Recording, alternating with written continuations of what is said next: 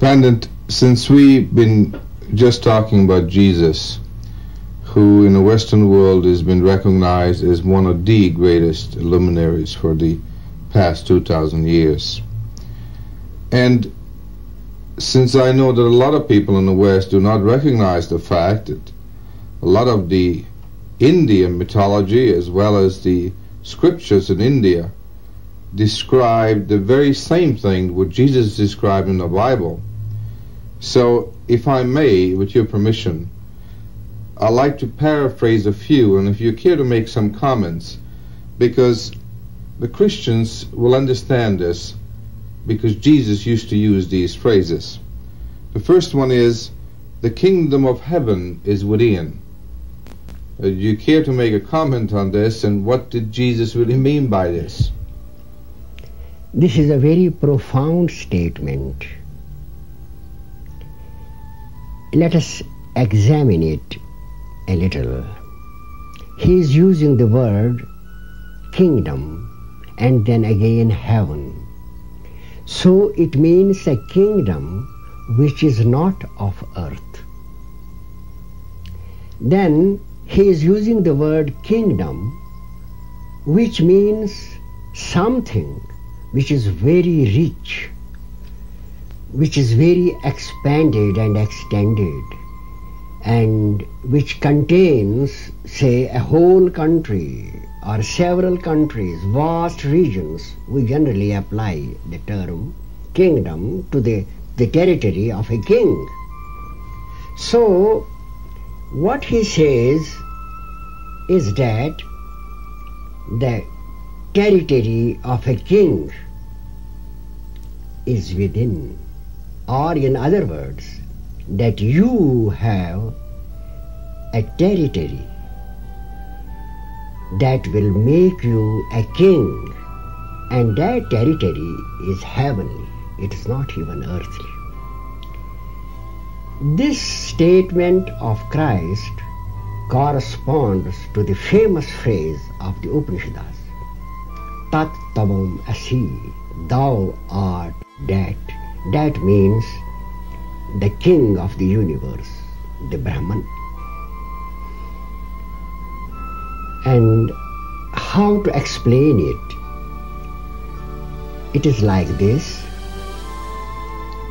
that at the present stage of evolution, the human brain perceives a very limited area of consciousness. The animals perceive even less. What a human brain expresses is just the area presented to it by the five senses and also by the imagination, which imagination in turn is dependent on the senses. So what we see, as for instance, I is a person with a body bound by time and space, with a house, with a family, with a limited environment in which one can work. And one knows oneself to be but one out of 4 billion people inhabiting the earth. And when I compare myself to the Prime Minister of a country or the President of a country, I feel I am a very insignificant creature, like whom there are millions and billions on the earth. And this picture always remains before our mind from birth to death. So we have not what to speak of a kingdom.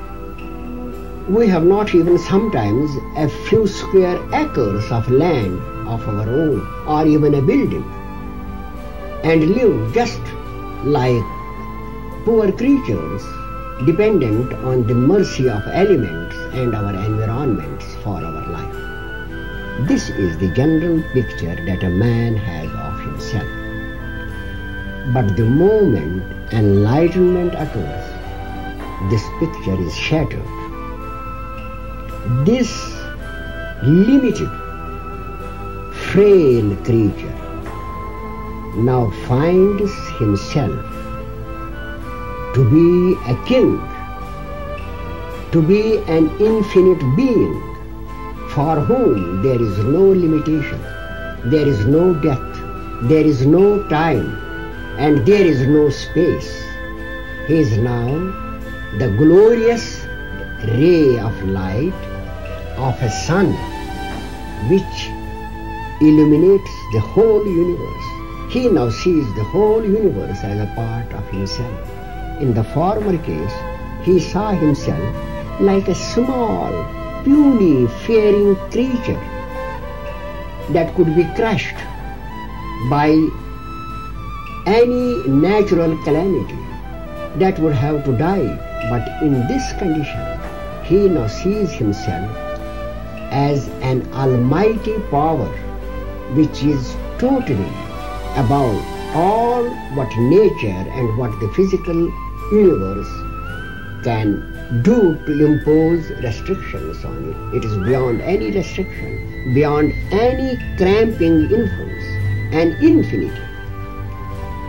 This is the kingdom of heaven, according not only to the Christian creed, but also according to the Hindu scriptural lore. That means that there occurs a transcendence, and man comes face to face with his God. And God is the creator, the master of all these universes, and man feels that he is one with him. He is close to him, though he is still his servant, though he is still a humble creature externally, so far as his flesh and blood is concerned.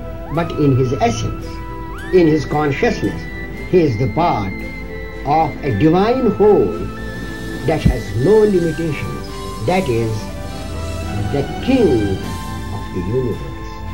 And it is to this kingdom to which Jesus refers. And this is the estate of the future man. The future man will be a king in his own right, a living being who realizes his divinity and is also living clothed in flesh to enjoy the pleasures and the life on earth. So it is a very profound, this kingdom is the end of human evolution. At the end of human evolution, the brain will be transformed in such a way that our consciousness will transcend the limits which now keep it within certain bounds, and then it will perceive itself as one with the universal consciousness, without end, without birth, without death, without decay.